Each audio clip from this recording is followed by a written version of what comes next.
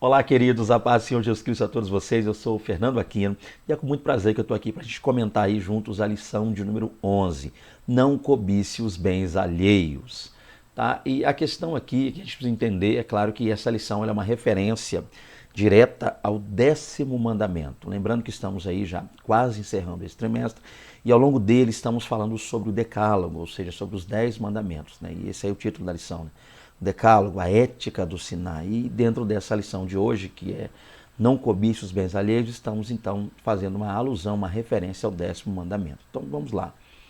E essa lição tem por texto bíblico básico Miqueias 2, verso 1 ao 5, Abacuque 2, verso 9 e Lucas 12, verso 15. Já o nosso texto áudio está lá no Êxodo 20, verso 17, e diz: Não cobiçarás a casa do teu próximo, não cobiçarás a mulher do teu próximo, nem o seu servo, nem a sua serva, nem o seu boi, nem o seu jumento, nem coisa alguma do teu próximo. A nossa palavra introdutória diz: se os outros mandamentos são aplicados aos atos pecaminosos contra Deus e o próximo, o 10º mandamento se relaciona aos sentimentos e intenções do coração humano, ou seja, a lei se aproxima do ensino de Jesus. Então, para começar, gente, a gente vai precisar entender uma coisa. Quando a gente faz aí uma espécie de divisão nos 10 mandamentos, a gente passa a entender que alguns desses mandamentos, né, os primeiros ali, são mandamentos relacionados a coisas que às vezes a gente pode estar cometendo contra Deus, tá? São violações às leis de Deus, né? Então, coisas que vão contra o caráter de Deus, a pessoa de Deus e as leis e mandamentos de Deus, de uma forma mais direta. Já outros desses mandamentos estão relacionados ao nosso próximo, a violações no que tange ao nosso próximo. Então, quando a gente passa a entender isso, fica mais claro para a gente poder compreender os 10, o que seriam, né, a princípio, os 10 mandamentos. E dentro dessa divisão é interessante que a gente passa a analisar que o 10º mandamento é interessante por quê? Porque ele não aborda só uma questão de prática, algo que é praticado ou visivelmente praticado, mas ele aborda também algo que está ligado ao nosso coração, às nossas intenções. Então ele vai muito além de simplesmente proibir ou coibir ou analisar uma atitude, um ato realizado, tá, contra alguém, mas ele vai na contramão, glória a Deus por isso, de pensamentos contrários, tá? Coisas que muitas vezes, intenções, más intenções. Então ele foca proibir de maneira clara más intenções na nossa mente, a nossa alma, nosso coração, na nossa vida, tá? E por isso ele é bem importante, ele é bem abrangente nesse sentido, tá? Então ele vai lá no cerne da coisa, lá no âmago, lá dentro do nosso coração, tá? Assim como a gente percebe mandamentos, como diz aqui, né, que são ligadas ao adultério, ao furto, ao roubo, mas são práticas, coisas que as pessoas às vezes acabam fazendo, cometendo. Mas esse 10º mandamento, ele aborda, né, algo que às vezes a pessoa não cometeu, não fez, não realizou, não externou, mas que está lá inserida, embutida, oculta, está presa lá dentro do coração. E é sobre isso que a gente vai falar um pouquinho dentro deste vídeo, tá? Espero que você fique até o final para que a gente possa compreender melhor esse assunto. Então, para começar, antes mesmo de trabalhar aí o comentário da lição, né, juntamente ao conteúdo que nos é passado pela lição, eu queria analisar um ponto com vocês aqui. Que volta e meia, né, vocês que nos acompanham sabem disso, volta e meia a gente tenta, sempre que possível, falar um pouquinho sobre o texto original, ou pelo menos, mesmo que não comente a respeito dele, mas que traga alguma coisa relacionada ao texto original. Por quê? Porque eu já disse em vídeos anteriores que por diversas vezes há pessoas que acabam tendo uma certa dificuldade com relação a traduções bíblicas. Tá? Por se ouvir falar, muitas vezes de teólogos, às vezes de seminários, às vezes a pessoa começa a estudar um pouco, vai ler um livro, e às vezes esse conteúdo, ou esse lugar onde a pessoa estudou, acaba às vezes dizendo o fato de haver traduções, erros de traduções, discrepâncias entre traduções, e às vezes a pessoa, por não assimilar bem isso, acaba mal interpretando isso, gerando um grande problema. Então, a princípio, volta e meia, a gente tenta sempre trazer o original para buscar essa aproximação. Por fato de eu não saber a tradução que você está usando aí, agora para estar estudando junto a nós esse vídeo, então é bom que a gente, pelo menos, olhe ou tente olhar para o contexto original. Então, vamos começar aí o que seria o Êxodo 20, verso 17, lá no texto original hebraico. Então, começa assim, lembrando, é claro, que o hebraico começa aí da direita para a esquerda, então por isso vai estar dessa forma assim. Então, Êxodo 20, 17, no texto hebraico já começa dizendo Lo tahmod beitrecha, ou seja, Lo tahmod beitrecha. O que quer dizer isso aí? Não cobiçarás a casa do teu próximo. Aí ele continua dizendo Lo tahmod eshecha. Lo tahmod eshecha. O que quer dizer isso aqui então? Quer dizer o seguinte, não cobiçarás a mulher do teu próximo. E continua, Ve avdo, ou seja, e o servo dele, ou seja, o seu servo, né, no caso do próximo, o servo do próximo. Va amatô, e a serva dele. Ve chorou, e o boi dele. Ve chorou, e o boi dele. Ve ramarô, ou ve ramorô, né, que seria o ideal, verramorô, quer dizer o quê? E o burro dele, né, o jumento lá dele.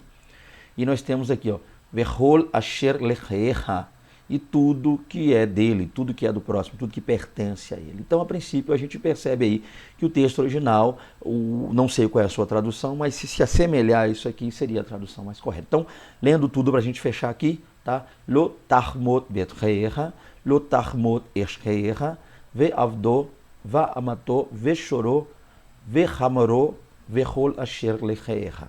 E quer dizer isso aí, não cobiçarás a casa do teu próximo, não cobiçarás a mulher do teu próximo, o servo do teu próximo, a serva do teu próximo, o boi dele lá, o jumento, né, o burro, e tudo que ele possui. Então esse aí seria o mais próximo do texto original que a gente pode ter. Outro ponto importante, interessante aqui. Aí nós temos aqui, tá, que é o nosso foco aqui. Eu vou dar uma paradinha aqui, talvez eu não vou parar o vídeo não, porque está passando um helicóptero aqui em cima. Como eu não edito, eu vou deixar então. Você vai ouvir um som de um helicóptero sobrevoando aqui, mas eu não vou parar. Vamos continuar nosso vídeo aqui, para ganhar tempo. Então, nós temos aqui, os principais são os dois verbos aqui, ó, tá? Tá aqui, então, é a palavrinha tahmod, tá? São os dois que quer dizer cobiçarás. Lembrando que tahmod vem de ramad, né, do verbo ramad, quer dizer cobiça. Então, tá? Olha que coisa interessante. Então esse vai ser o nosso foco para essa lição. Continuando aqui, a princípio então, nós vamos falar sobre cobiça e a primeira coisa é conceituar cobiça. A gente precisa começar conceituando cobiça. Então, o que é cobiça? Vamos lá. A cobiça é um desejo desordenado, egoísta e não governado. Então o primeiro ponto é isso. Isso aí seria, a princípio, tá, o conceito de cobiça. Cobiçar é desejar, mas de maneira desordenada. Então cobiçar, a ideia, é claro, é um desejo desordenado, descontrolado, egoísta. É quando eu desejo algo que muitas vezes eu não preciso daquilo. Não é para mim, não é para vamos usar a linguagem que a gente usa, não é para o meu bico aquilo, eu estou querendo, desejando aquilo. Então a ideia, clara, é isso aí. Cobiçar é isso. É ficar desejando algo, mas esse desejo é algo que é impróprio a mim, ou o próprio desejo também é impróprio a mim. Eu não tenho que querer aquilo, eu não preciso daquilo. Esse é o ponto. Então, quando eu fico cobiçando, desejando, insistindo com isso, esse é o ponto da cobiça. No jardim do Éden, Eva desejou comer o fruto proibido. Seus olhos e seu coração se uniram e ela transgrediu a ordem divina. Então, um exemplo claro está aqui, né? Já para o início, antes de começar o tópico, é entender isso aqui. O caso de Eva é um bom exemplo de cobiça, tá? Ela cobiçou, ela desejou. A partir do momento em que a serpente ali, a gente sabe, o diabo, né? Satanás, a antiga serpente, Apocalipse 12, verso 4 fala isso. Então, o diabo ali, a antiga serpente, passou a seduzir a Eva. Ele começou a falar a respeito do fruto, ele começou a jogar uma conversa. Não, que é isso? Deus sabe que o dia em que comerdes, os seus olhos serão abertos, serão como Deus, conhecedor do bem e do mal. Toda aquela conversa, né, do diabo, da serpente, produziu nela a cobiça, o desejo. Por que cobiça nesse sentido? Porque Deus já havia dito para não comer. Né? O capítulo 2, verso 17 é claro, de toda árvore que há no meio do jardim comer, mas dessa já Deus especificou a que não deveria ser tocada, nem para ele. E Eva vai dizer algo que o capítulo 2 não diz. Eva vai dizer que Deus falou para não comer, não olhar e nem tocar. Olha que coisa interessante. O capítulo 2 diz para não comer. Não chegar perto, não se aproximar, não comer. Mas Eva, ela claramente, ela vai dizer que Deus fala para a gente não ficar olhando aquilo, não tocar, não comer. Então, olha que coisa interessante, lá no capítulo 3 Eva fala, conversando com a serpente. Então, Eva, a princípio, ela cobiçou, ela desejou. E por não cuidar, por não haver vigilância, eu diria até a princípio a inocência de Eva, ela acabou sucumbindo a essa cobiça, esse desejo. Então, cobiça, ela está ligada a isso. Vamos trabalhar um pouquinho mais dentro da lição para entender melhor isso aí. Então, primeiro subtópico aí, a cobiça e a inveja. Vamos lá. Enquanto a cobiça acentua o desejo por algo que não é seu, a inveja odeia o fato de esse objeto pertencer a outra pessoa. Então, por que é preciso falar sobre isso aqui, cobiça e inveja? Porque tem pessoas que confundem uma e outra, né? Há pessoas que fazem essa confusão. Quando é que eu estou cobiçando ou quando é que eu estou invejando, são ambas as mesmas coisas. O que a gente precisa entender a princípio, gente, tá? É que seria a diferença entre elas. A diferença é essa aqui. Cobiçar é que, como a gente já disse, é um desejo descontrolado por algo que não nos pertence. A gente quer aquilo, a gente deseja aquilo, né? A pessoa, ela insta em querer aquilo. Então, ela insiste naquilo, ela passa a cobiçar e enquanto ela não tem aquilo, ela não cede, não para, ela continua buscando desenfreadamente aquilo. Isso é cobiçar.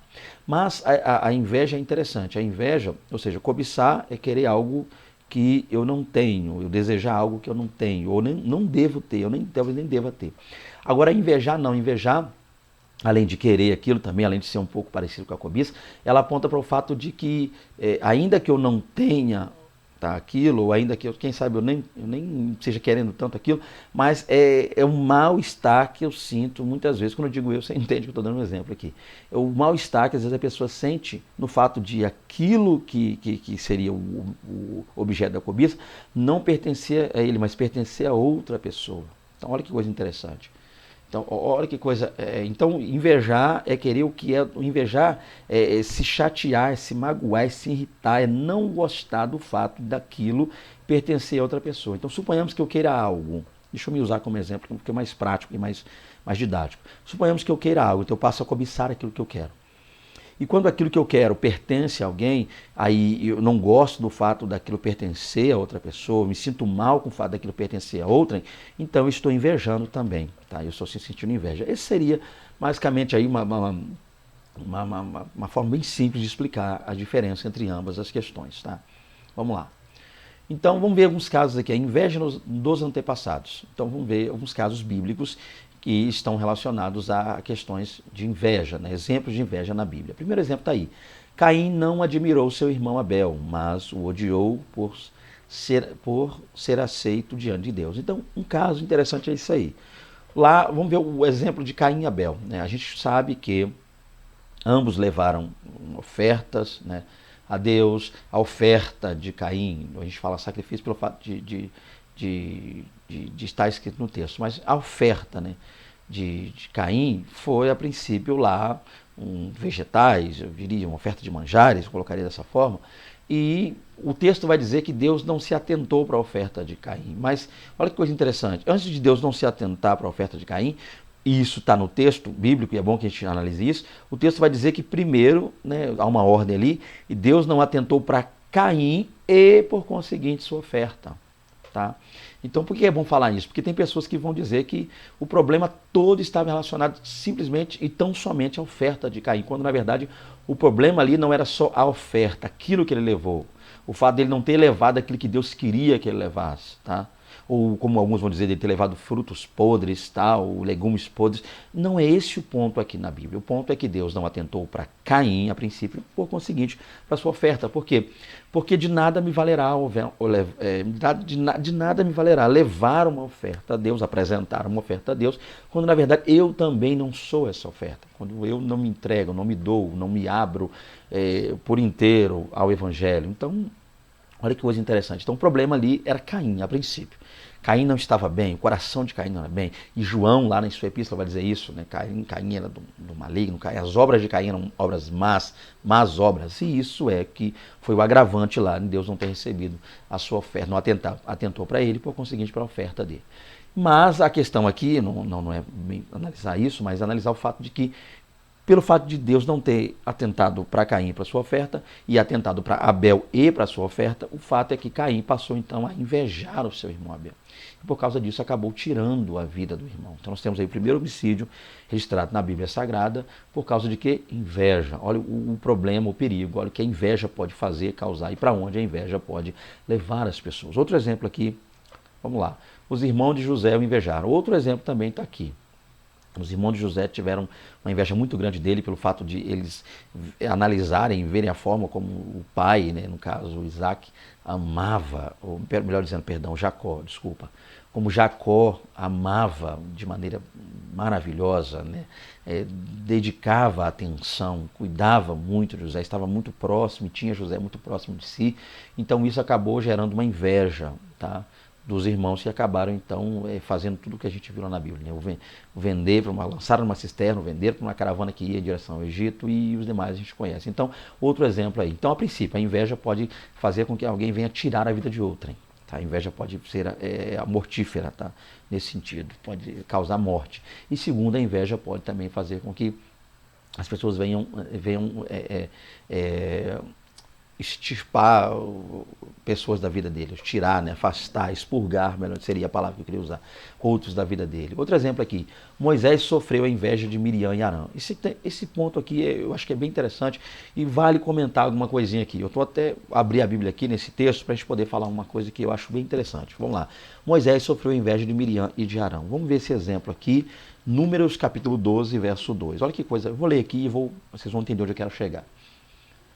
E falaram Miriam e Arão contra Moisés, por causa da mulher cusita, ou cuxita, não sei qual é a sua tradução, com quem casara, e porquanto tinha casado com uma mulher cuxita, ou cusita. E disseram, porventura falou o Senhor somente por Moisés? Não falou também por nós?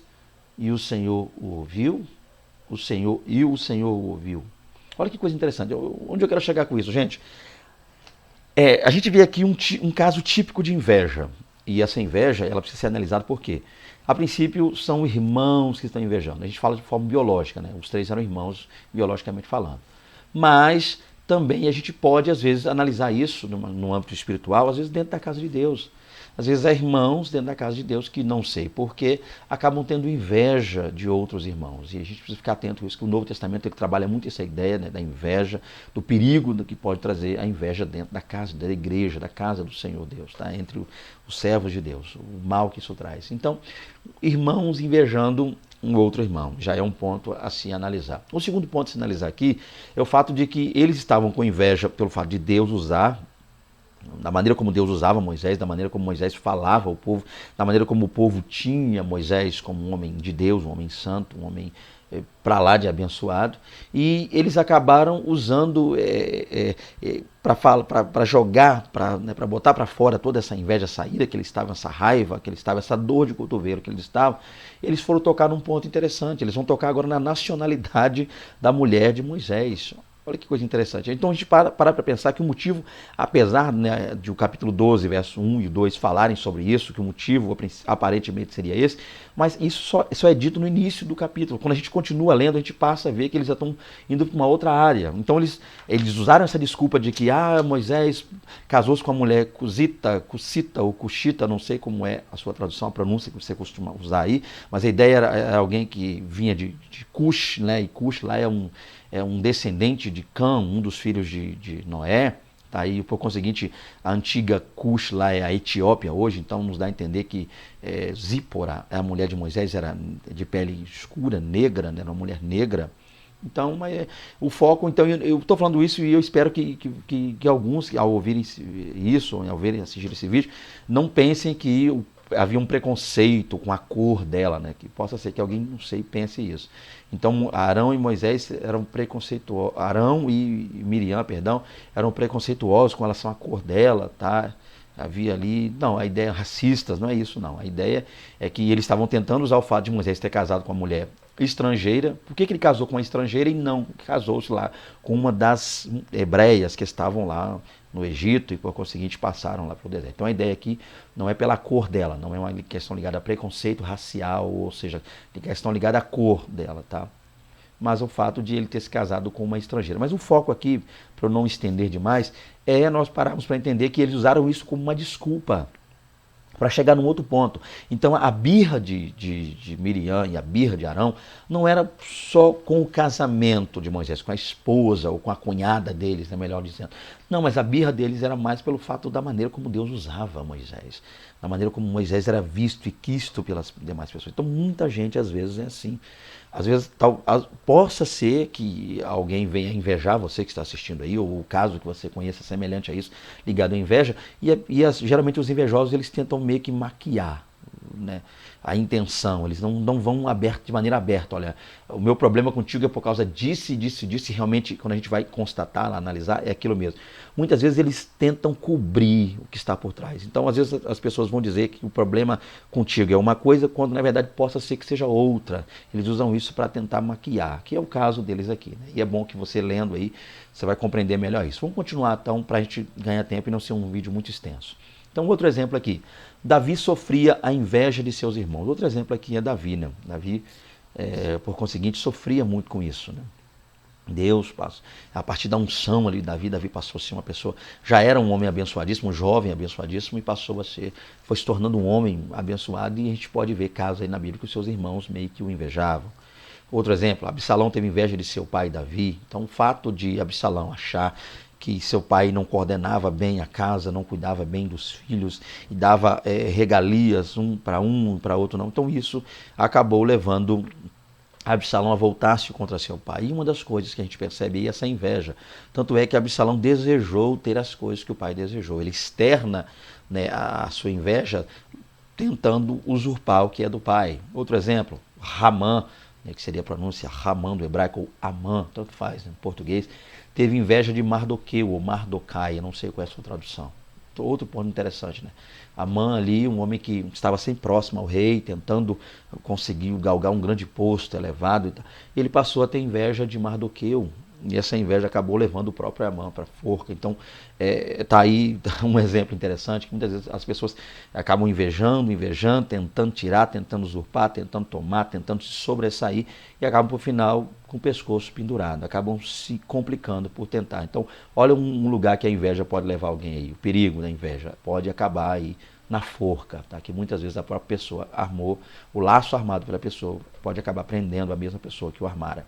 Outro exemplo disso, Sambalate, Gesem, Tobias tiveram inveja de Neemias. A gente sabe que por trás disso aqui há um problema relacionado também aos samaritanos e aos judeus, tá? Ao sul e ao centro ali de Israel, um problema gravíssimo e durou muitos anos, né?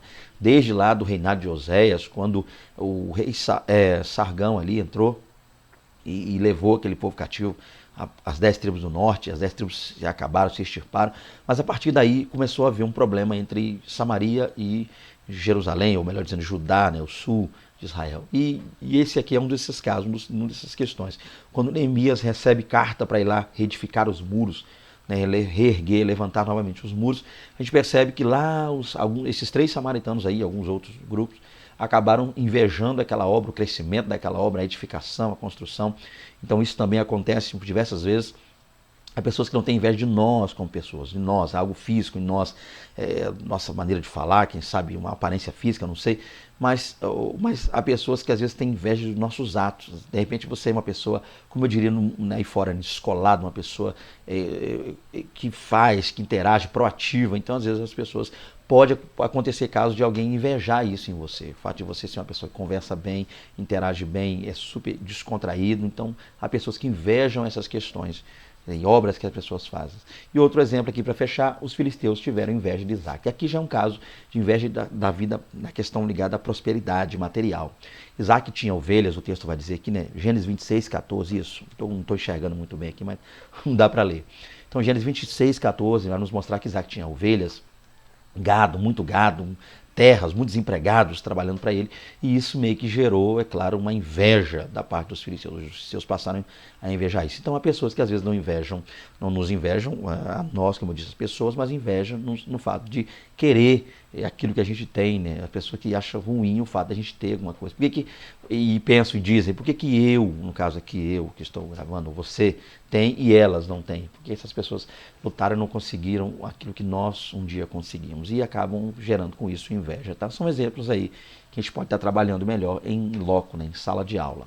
Continuando aqui, a cobiça e a ambição. Além da inveja e da cobiça, existe a ambição. Então, a princípio, Então nós temos na Bíblia a inveja, ou seja, exemplos de inveja que levaram pessoas à ruína, exemplos de cobiça que também levaram pessoas à ruína e, por conseguinte, temos também a ambição. Vamos falar um pouquinho sobre a ambição. A princípio, gente, a ambição está ligada ao desejo também de querer, mas ela difere um pouco da cobiça. Cobiçar é querer algo que eu não posso ter, não devo ter, não é para mim, como eu disse aqui brincando, não é para o meu bico, e isso é cobiçar, eu fico em cima, eu insisto com aquilo. Já a ambição não. A ambição está ligada ao querer, a desejar ter algo. E não é pecado, não é ruim você desejar. Você pode desejar ter uma vida melhor. Então, deixa eu ler aqui para a gente explicar. No caso, a ambição tem um lado positivo. Que lado é esse? Quando ela funciona como um agente motivador que impele alguém a buscar algo maior e melhor. Então, a ambição é bom que a pessoa tenha um grau controlado de ambição. Com isso, a pessoa vai querer sempre galgar algo melhor, galgar algo mais. Alguém que estudou pouco e ambiciona estudar, se formar, ela vai correr atrás. Essa ambição vai levar a isso, tá? Vai trabalhar aí, vai ser um agente motivador. Essa ambição vai fazer com que essa pessoa deseje mais até ela chegar no grau que ela ansiou, almejou de chegar. Então, a pessoa que está numa situação financeira ruim e às vezes quer melhorar, ela ambiciona isso, então ela vai partir para cima disso até que ela chegue. Então, é bom a gente ser alguém ambicioso moderadamente é ótimo, é bom, até nos impulsiona, nos ajuda a querer sempre mais, a querer sempre melhorar de vida de maneira controlada. Contudo, a ambição também apresenta o seu lado ruim, quando é demasiada e vinculada à cobiça e à inveja. Então, a ambição ela tanto pode ser boa, quando ela nos impulsiona a querer algo bom para nós, algo que nos edifica a nós e a nossa casa, a nossa família, nossos amigos, aos que estão ao nosso redor, é bom, ela nos impulsiona a querer mais, a sair da inércia e a buscar algo mais, é excelente, mas a ambição também, se não controlada, ela pode nos levar à ruína, pode nos levar à queda, à derrota. Tá? Então, quando ela é demasiada, a pessoa é ambicioso por demais, uma pessoa inescrupulosa, muito ambicioso, ou quando essa ambição ela está ligada, né, vinculada aí à cobiça e à inveja. Então, a pessoa usa dessa ambição para cobiçar o que não é para ela e também para invejar alguém. Então, é perigosíssimo. Então, a gente percebe aí, esses pontos são interessantes. Essa combinação, ela precisa ser analisada, tá? E que combinação é essa? Essa combinação entre ambição, inveja e cobiça. Isso não pode de maneira nenhuma existir. Devemos ser ambiciosos, mas de maneira controlada, de maneira positiva, ok? Continuando aqui então, vamos lá, vamos para o segundo tópico. A cobiça e a derrota dos antepassados. Exemplos de cobiça e consequentes derrotas podem ser vistos nos subtópicos a seguir. Aqui a gente vai falar um pouquinho sobre alguns exemplos aí da cobiça e de como a cobiça levou algumas pessoas à derrota, como algumas pessoas lá no passado sofreram, sucumbiram, caíram por causa da cobiça. Continuando aqui então.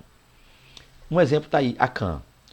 Né? O povo não teve êxito na cidade chamada Ai por causa da cobiça de Acã. Acã cobiçou, agiu e morreu. Então, olha aí um exemplo interessantíssimo, gente. Nós falamos disso em lições anteriores, né? Eu creio que na lição passada, eu acho que eu comentei algo a respeito de Acã, se não me falha a memória.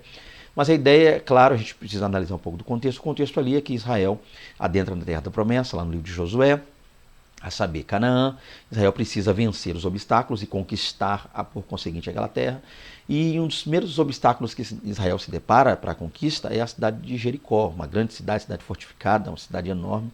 Israel então envia ali, por intermédio de Josué, 2 espias que sondam aquela terra.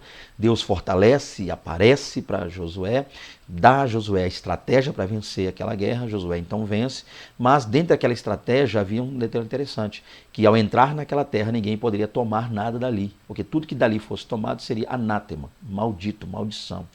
E nesse interim, eles entram naquela terra, rodeiam, você conhece bem o texto, entram naquela terra quando ali adentra um homem chamado Acã, tá, de maneira sorrateira, ele está ali dentro e ele acaba sendo seduzido por aquilo, ele vê, entre os despojos, aos espólios de guerra, ele vê uma capa babilônica, alguns ciclos de prata e coisa do tipo, e ele toma aquilo, ele furta aquilo. Por que a gente diria furtar? Ser algo que estava jogado ao chão, ao léu, despojo, espólio? Porque Deus já havia dito, não pega, não toma, é anátema, queima, destrói.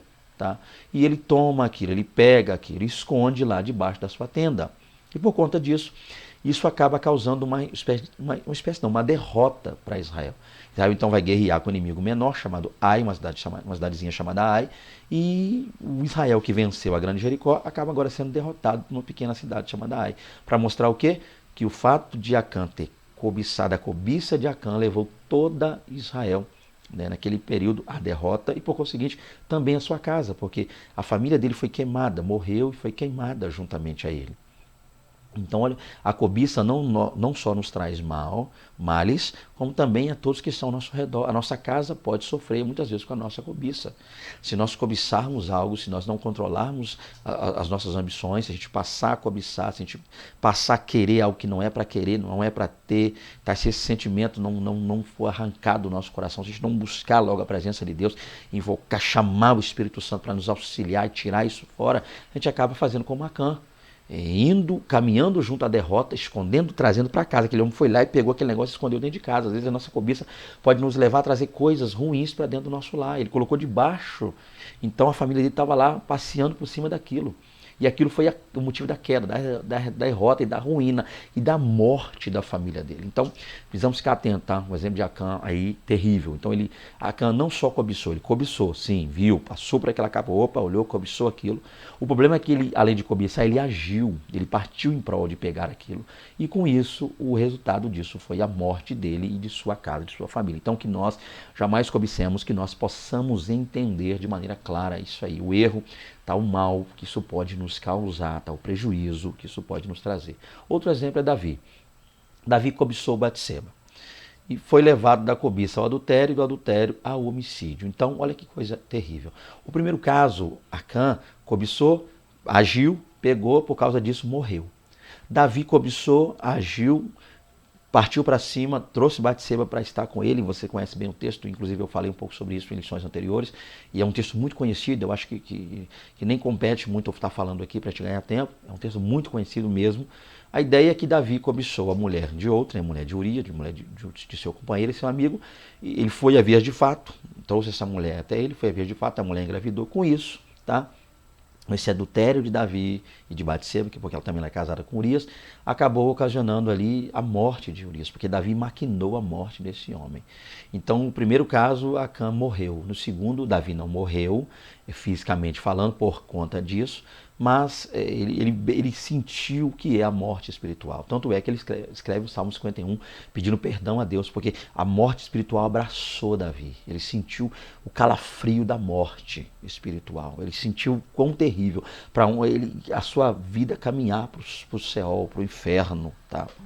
Olha que coisa terrível. Então, a gente precisa entender esse ponto aqui. Olha o que a cobiça pode fazer com uma pessoa, ou pessoas, uma vida, ou vidas, uma casa, né? No caso, uma família. Olha o perigo que isso pode causar terrível. Então, um homem de Deus, um homem segundo o coração de Deus, Davi, acabou cobiçando, não teve controle sobre tal pensamento, tal atitude, deixou que isso aflorasse no seu coração e com isso acabou então levando a destruição da família de Urias. E lembrando, é claro, que houve uma sentença da parte de Deus por boca do profeta Natã, tá? Me perdão aqui pelo branco que deu. Então houve por boca de Natã uma espécie de profecia, um juízo de Deus, quando Davi, que a espada não sairia da casa dele. Então, olha que coisa terrível aconteceu então com Davi por conta deste erro, por conta desse adultério e dessa cobiça que o levou a essa prática. Vamos para o terceiro tópico, as especificações do mandamento. Vamos entender um pouquinho sobre esse mandamento. Vou entrar mais a fundo nesse mandamento, não cobiçar. O 10º mandamento não é tão genérico. Ele especifica a casa, a mulher, o servo, a serva, o boi, o jumento ou qualquer outra coisa que pertença ao próximo. Então, a gente passa a analisar a partir daqui que esse mandamento, gente, ele é bem específico e ele é bem abrangente, tá? Você perceba que ele é o maior em conteúdo escrito aqui. Por quê? Porque ele é bem abrangente. Tá? E é isso que a gente vai parar para analisar aqui agora. Então vamos desmembrar e tentar entender isso aqui. Vamos lá. Não cobiçarás a casa do teu próximo. Então ele começa a princípio com isso. Não cobiçarás a casa do teu próximo. Esse pecado nasce do descontentamento com a própria sorte. Olha que coisa interessante. O que é cobiçar a casa? Cobiçar a casa é cobiçar as coisas que pertencem lá à casa do teu próximo, da pessoa lá, de outrem. Então, onde é que esse pecado nasce? Como começa? O que leva alguém a querer cobiçar o que outro tem em casa, ou a vida que outro leva em casa? Muitas vezes ele nasce de um descontentamento com a própria sorte. Em que sentido? A pessoa às vezes olha para a própria vida, ela faz uma introspectiva e ela percebe que o tempo passou, Ela muitas vezes não melhorou de vida, não conseguiu o que queria, ou metade do que queria, não chegou onde queria chegar, não tem em casa aquilo que queria ter, não é aquela pessoa que queria ser, profissionalmente não foi bem, também não estudou tanto, de maneira intelectualmente não chegou também onde deveria ter chegado. A pessoa olha para si e diz, olha, minha vida é uma tristeza, uma derrota, eu não tenho nada, mas fulano não tem. Aí começa aquele problema, nisso aí começa a cobiçar. A princípio, o primeiro pensamento é olhar para si próprio, dizer, eu não tenho, eu não consegui, eu não cheguei, eu não alcancei. Que pena, que tristeza. Né? Entra numa chamada crise existencial por causa disso. Eu não tenho. Depois a pessoa passa do eu não tenho, eu não consegui, eu não cheguei, eu não fui, para o fulano tem, fulano conseguiu, fulano chegou, fulano... Aí a pessoa começa a cobiçar aquilo. Opa, já que eu não posso ter, que eu não tive, não tenho a mesma disposição que a pessoa teve para conseguir, mas eu tenho disposição para ir lá e tomar, para tirar. Já que eu não posso ter aquilo de maneira correta, como deveria ter tido, eu vou lá e tomo, eu pego para mim. Eu quero. É meu e pronto, agora vai ser. Já que o meu casamento não está bom, eu vou destruir o casamento de fulano. Já que os meus filhos não estão bons, eu vou acabar também com a alegria dos filhos de fulano. Tá? Olha que coisa terrível, gente. Complicado. Já que eu não tenho a casa que eu queria morar, a pessoa faz de tudo para destruir lá e acabar com a vida, a paz que há naquele lá, a paz naquela casa. Então, olha o grande problema que isso leva. E o problema é o seguinte, tá? Quando a pessoa começa a ficar olhando muito aquela coisa toda, aquele negócio, tá? O que é o problema disso aí? A pessoa começa a olhar muito e a pessoa acaba, muitas vezes, até fazendo coisas erradas lá, errôneas, para poder tirar o que a pessoa tem. Então esse é um problema terrível. O ponto aqui é se entender isso, que muitas vezes isso começa, o início disso, a ideia de cobiçar a casa do próximo. Quando eu falo casa, você entende, não é a construção, a alvenaria, não. É tudo que a pessoa tem lá dentro da casa dela. Conquistou o carro da pessoa lá. Tem pessoa que inveja até bicicleta do outro. Bicicleta, carro, moto, as coisas, uma cozinha bonita, bem ornamentada, aquela coisa toda, tudo porcelanato, a pessoa, o conjunto de panela que falando tem, nossa, que guarda-roupa ali, então a pessoa passa a cobiçar aquilo. E com essa cobiça gera uma inveja. Por que fulano tem uma casa tão bonita e eu não tenho? Por que fulano casou com uma pessoa tão assim, a minha não é? Que dor de cabelo, que coisa terrível, que muitas vezes nasce no coração. Então nasce aí, na introspectiva que a pessoa faz de si própria, e descontentamento com a própria sorte, ou seja, com a própria vida. Tá? Daí é que nasce esse perigo, esse problema. Então que a gente possa analisar, querido, entender uma coisa, tá? A gente precisa primeiro se contentar com aquilo que tem. E quando eu falo se contentar, não quer dizer que você precisa passar a vida toda com aquilo, quando eu digo objetos, tá? Pessoas, não vamos inserir pessoa no processo, não. Sua esposa é essa aí para o resto da vida, até que a morte separe. Tá? Então, pessoas não entram nisso aqui não. O que eu vou falar aqui é para coisas, objetos. Então, às vezes a pessoa, não estou dizendo que a pessoa tem que se contentar com aquele objeto a vida toda. Eu tenho um carrinho velho que sempre eu preciso empurrá-lo. Tá, não quer dizer que você precisa se contentar, não é o fato de você dizer, não, eu quero morrer com esse carro. Não. Você pode, é claro, ambicionar e querer, desejar, almejar, ter algo melhor. Mas a princípio, se contente no fato de que esse carrinho velho que você precisa empurrar, enquanto você não está empurrando, ele está te carregando. Então, ainda assim, ele está... E é claro que a gente vai galgar coisas melhores. O problema é se eu ficar... Eu não quero esse carro velho, tá? Um exemplo, né? Lembrando que eu nem carro eu tenho, mas eu oro a Deus, Deus vai no momento certo eu vou ter, Deus vai me dar, eu vou ter. Em nome de Jesus vai acontecer. Mas voltando aqui. Então o que é o ponto? O que é o fato aqui? É o fato de a pessoa às vezes falar, eu não quero isso aqui, mas eu quero aquilo ali, eu quero que é do vizinho, eu quero que é do fulano. Esse tá aí. Então aí é que mora o perigo, tá? É quando a pessoa, por não se contentar com o que tem, quer o que é de outra. E luta ferrenhamente para destruir, tomar, tirar, furtar, roubar, acabar, destruir o que é de outra. E às vezes quando a pessoa não consegue ter aquilo para ela, fala, se eu não posso ter, fulano também não vai ter. Aí destrói, aí arruína, aí acaba. Aí olha que coisa terrível. Então, não cobiçarás a casa do teu próximo. Então, se a casa do nosso irmão é bonita, se ele conseguiu lá, porque ele estudou, um bom trabalho, um bom emprego, ou mesmo que tenha conseguido de maneira ilícita, problema dele para lá. O importante é a gente cuidar do que é nosso. A minha casinha aqui, tá onde eu moro aqui, cuidado que eu tenho, que Deus me colocou aqui dentro, ok? Vamos lá então, não cobiçarás a mulher do teu próximo. Aí a gente vai falar de pessoa, não de coisa agora. A mulher no contexto do Antigo Testamento é considerada propriedade do marido, pertence a outro. Então, olha que ponto interessante. É claro que isso aqui, gente, é uma questão cultural, uma questão ligada lá à visão judaica, à visão oriental, à visão do mundo da época. Então eu não vou entrar nesse mérito aqui. para não gerar problema daqui a pouco um feminista, tá? Não é o foco da lição. A ideia é entendermos, é contextualizar isso aqui, entendermos lá que no contexto a mulher é tida realmente como uma propriedade. O camarada, quando casava, é como se ele tivesse a visão de que muitos tinham lá, é como se tivesse comprado algo, adquirido, comprei. Alguns até chegam a comparar o casamento, a se casar com uma mulher lá, a ter adquirido um animal de estimação. Então, é uma visão lá, gente. Não é minha, não compartilho, não compactuo com isso. Assim como também a Central Gospel, a editora aqui na sua revista, não compactua. É uma bênção. São homens de Deus, mulheres de Deus, é bênção purinha, tá? Então, a ideia básica é entender isso aqui. Então, nesse sentido, baseado nisso, então a ideia também é não cobiçar, não desejar a mulher do próximo. É claro que aqui a gente fala mulher, mas o contexto hoje é geral. Não cobiçar a mulher do próximo, como também não cobiçar o homem, o marido. Então não cobiçar a esposa de alguém, não cobiçar o marido de alguém, não cobiçar a namorada de alguém, não cobiçar a namorada de alguém, não cobiçar a noiva de alguém, não cobiçar o noivo de alguém. E por aí em diante, tá? A ideia básica é entender isso aqui. Isso não deve haver, isso não deve existir. E lembrando, como eu disse, isso quantas vezes acontece, como foi o caso lá do slide passado, relacionado à casa. Mas a pessoa achou que não casou bem, achou que não está casada com a pessoa certa, que deveria estar, aí acha agora, porque vê fulano, de repente conhece um casal que é feliz e acha que é infeliz porque casou com a pessoa errada. E o certo deveria ter casado com aquela outra pessoa lá que está feliz. E nesse sentido, às vezes acaba insurgindo-se lá contra essa pessoa, chavecando, tentando até destruir o casamento da outra pessoa. Tá? Então o perigo está aqui. E isso é. Então você casou, meu filho? É essa aí. Você casou, minha filha? É esse camarada aí mesmo que você está. Então, ok, vamos lutar para que, em nome de Jesus, as coisas melhorem. Mas jamais cobiçar, desejar, pensar em tentar maquinar qualquer tipo de pensamento relacionado a isso. Porque o nome disso é adultério, é pecado. Tá? Cobiça é pecado e adultério também. Fora disso. Outro ponto aqui: não cobiçarás os servos e as servas do teu próximo. Vamos lá. O escravo era visto como uma propriedade e como mão de obra.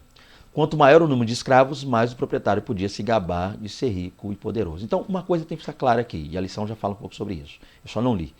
O pobre, a pessoa de uma renda, de pouca renda financeira, falando, naquela época, então era ela que fazia os trabalhos braçais praticamente todos, pesados, dependendo do peso que era, do esforço que deveria ser feito ali, empreendido para fazer aquele trabalho, era a pessoa que fazia. Então nem todo mundo tinha, por pior, mais difícil que fosse, mas nem todo mundo tinha um animal de grande porte como um boi, uma vaca, ou bois, vacas, animais fortes, cavalos, coisas do tipo, até camelos, para ajudar a puxar ou fazer, ajudar no trabalho da diária. Então, geralmente as pessoas mais pobres era que tinha que partir para cima e fazer na mão, se esforçar ao máximo para fazer. Mas já as pessoas ricas, a pessoa financeiramente melhor, ela tinha esses animais para fazer serviço pesado para ela. Lembra do caso de Jó? O caso de Jó é um caso típico disso, né? Jó, eu não lembro ao certo, porque eu não estou lendo sobre isso aqui. Mas se me fala em memória, acho que é 7.000 ovelhas, 3.000 camelos, algo do tipo, 500 juntas de boi, 500 jumentas. Ele tinha muita coisa. E isso, se a gente contextualizar, essas ovelhas, esses jumentos, esses bois, tudo isso aí, trazendo para hoje, seriam o que a gente vê hoje, maquinários, bois.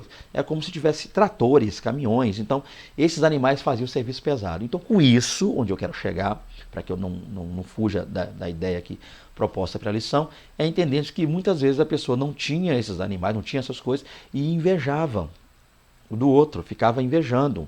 Muitas vezes o vizinho tinha lá um par de bois lá que era muito forte, eram 2 tratores.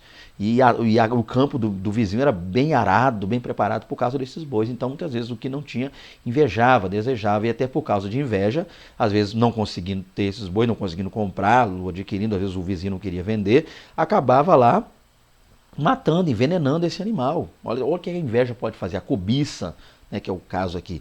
Quando a pessoa, porque quem quer ter um negócio, ela luta para ter, ela se esforça de maneira terrível para ter aquilo. Quem cobiça algo, ele vai até o fim para ter. Mas quando não consegue ter, ele vai nesse pensamento, já que eu não posso ter, então fulano também não vai ter. Então tentava, e é isso, contra isso que Deus está falando aqui, nesse sentido, tá? De não cobiçar os bois, tá? Ou seja, o jumento, como eu disse aqui, os animais, tá? Do servo, melhor dizendo, não cobiçar. Então esse é o ponto, tá? Precisa entender aqui. Oh, desculpa, gente, perdão. Então aqui a ideia básica aqui é os servos, tá? Desculpa, servos e servas, ok? Eu me enganei, me equivoquei aqui. Então deixa eu explicar melhor isso aqui. Eu não vou editar, não vou cortar, até para ganhar tempo. Então eu já peço perdão. Então a ideia básica aqui não está relacionada aos animais, né, que seria o slide posterior. Mas a ideia está relacionada aos servos. Então a pessoa que muitas vezes era rica tinha muitos escravos. Deixa eu explicar isso aqui melhor.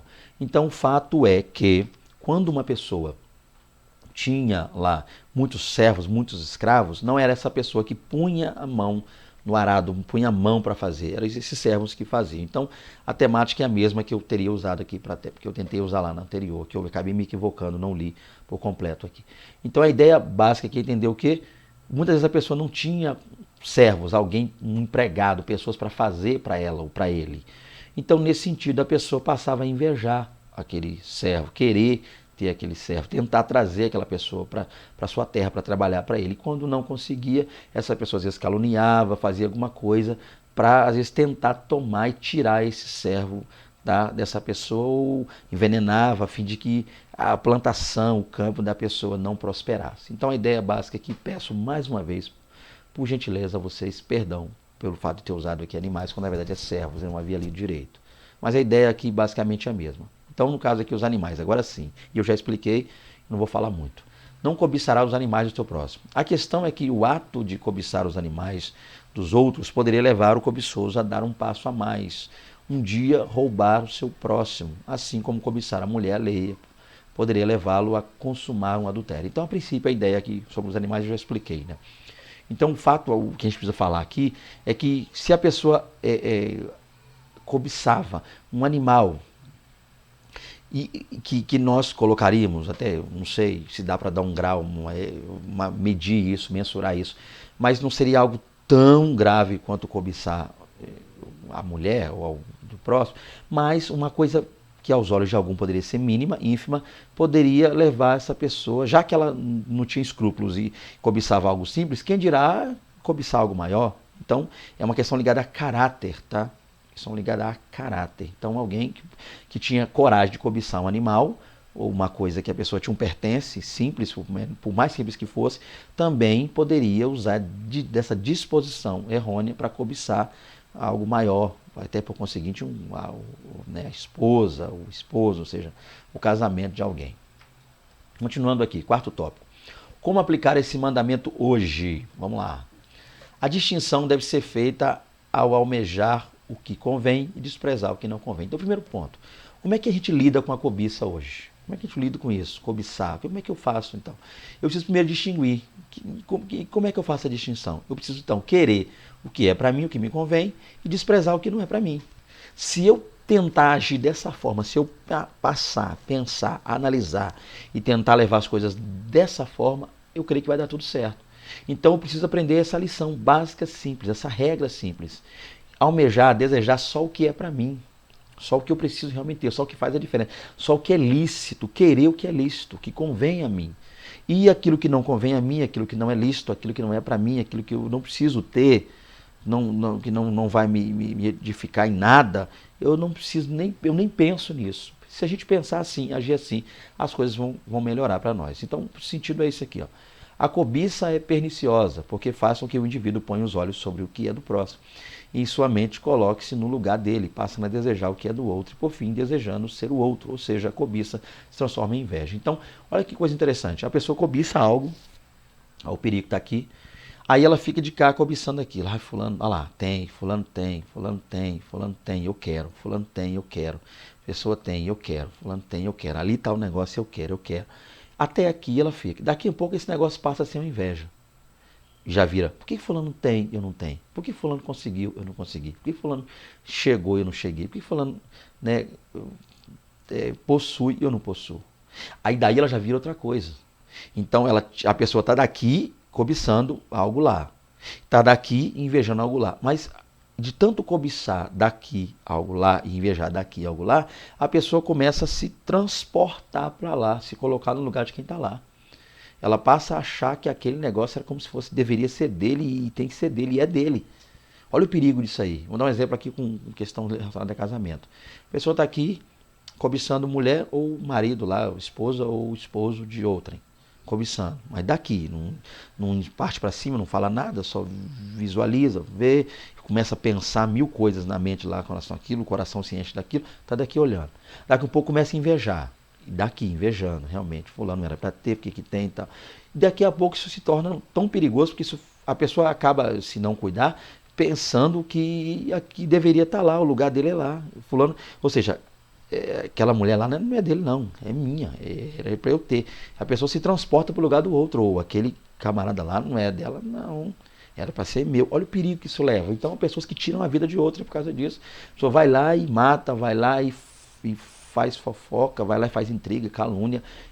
Isso leva a pessoa a se transportar para o lugar do outro, achando que, na verdade, o outro é que está errado em estar lá e ele que é o certo que deveria estar lá. Olha o perigo que esse negócio causa, gente.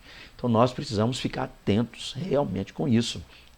Caso conheçamos alguém que esteja vivendo, vivenciando isso, orientar tal pessoa, orar por essa pessoa, ajudar, aconselhar, porque o negócio é perigosíssimo. E que a gente vigie, aquele que está de pé, cuide para que não caia, a gente não jamais venha ser levado por esse tipo de pensamento, tá? Continuando aqui então, concluindo, né? Em uma sociedade tão ávida por adquirir bens de consumo, precisamos aprender a vigiar nossos impulsos e a nos guardar do pecado da cobiça, que derrotou e ainda destrói tantas pessoas no mundo, fazendo-as escravas do mercado e afundando-as em dívidas impagáveis. Então a gente precisa ficar atento, tá? Esse aqui é o ponto. A cobiça é um pecado que pode aliar-se diretamente ao adultério, à ganância e à avareza, que é a idolatria. Então, a ideia básica é o que aqui nessa conclusão? É que a gente às vezes está na nossa tranquila em casa, aí as mídias sociais, a TV aberta, ou seja, o marketing em si, todo aponta para esse lado. Você tem que ter, você tem que ter, você precisa ter, dá um jeito para ter, consiga ter, corra atrás. E muitas vezes a pessoa não tem condições financeiras, ou nem, eu colocaria nem condição no que tange intelectual ou mental para ter aquilo, não está pronta para aquilo não é para a pessoa ter. Mas a pessoa é tão levada, tão induzida, tão apertada por essas questões, que ela acaba indo para cima, ela acaba achando que tem que ter mesmo. Então, se não tem condições de trabalhar para conseguir um negócio, se mune de uma arma de fogo, um revólver, uma arma branca, uma faca, não sei, vai lá e assalta e tem. Então ela viu lá que você precisa ter, você tem que ter, você merece ter. A pessoa acha que sem trabalhar, sem correr atrás, sem orar, sem buscar, sem fazer nada, ela acha que do nada aquele negócio tem que cair do céu, tem que ser dele. E ela inveja achando ruim. Por que fulano teve aquilo e eu não tive? Então eu vou lá e vou tomar dele ou dela para aprender que quem era para ter aquilo, que isso é meu. Tá? Olha o perigo que isso faz, tá? O perigo que isso causa. Então, a princípio, gente, tá aí mais uma lição. Né? Encerrando mais uma lição aí, para glória do nosso Deus, feliz mais uma vez estar com vocês, podendo compartilhar isso com vocês, que o Espírito Santo possa falar melhor em vocês. Peço, eu sei que vocês são pessoas alta e amplamente compreensíveis, mas eu peço mais uma vez perdão pelo erro que eu cometi lá no slide, então não li direito e peço perdão a vocês, mas eu creio que a mensagem foi passada, a ideia por trás disso foi compreendida, então eu quero agradecer mais uma vez, tá? Pela colaboração de vocês, sempre pela amizade de vocês. Gente, eu tenho conhecido muitas pessoas aí ao redor do Brasil, ainda que no tempo de pandemia, de dificuldade, pessoas têm contactado, têm ligado, têm mandado zap.